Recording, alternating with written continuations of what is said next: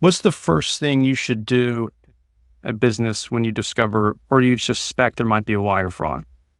There's a site that the FBI puts out called www.ic3.gov, and it's the Internet Crime Complaint Center. In addition to telling your bank, which is what most people do, you should put in a report to the ic3.gov site. And that's how you get the FBI involved in what's called the banking kill chain. If you can get that in within 3 days, you can usually get your money back. The other thing I would recommend, of course, is to call a cyber expert, perhaps somebody like myself. And the issue here is to be able to get a little horsepower behind dealing with these government agencies to make sure that they look at your case. The government is overwhelmed with wire fraud. So it's not always what you know, but who you know. Unfortunately, in this case, it is, because we often see that if it's 100,000 or less, many people involved in this process of helping you get your money back don't see it as being that much, because there are a whole bunch of multi-million-dollar ones in front of you. Right now, there's really not a single agency that actually does anything about this. There are multiple agencies that do stuff about it.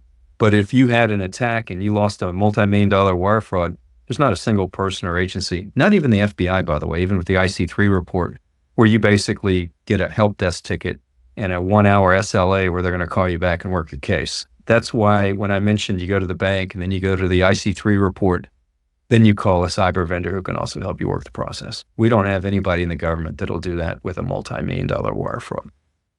It just goes into a black hole and you hope they get it back through the bank. By the way, not to disparage the banks, but remember, the bank in which you sent the wire from, their primary job is to make sure it wasn't their fault.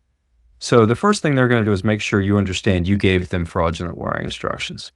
Now, in order to get your money back, even though you're working through your bank, it's the receiving bank that has the money. You probably don't have a relationship with them. They don't know whether you're a criminal or not. Think about how complicated this gets when you're trying now to deal with multiple counterparties.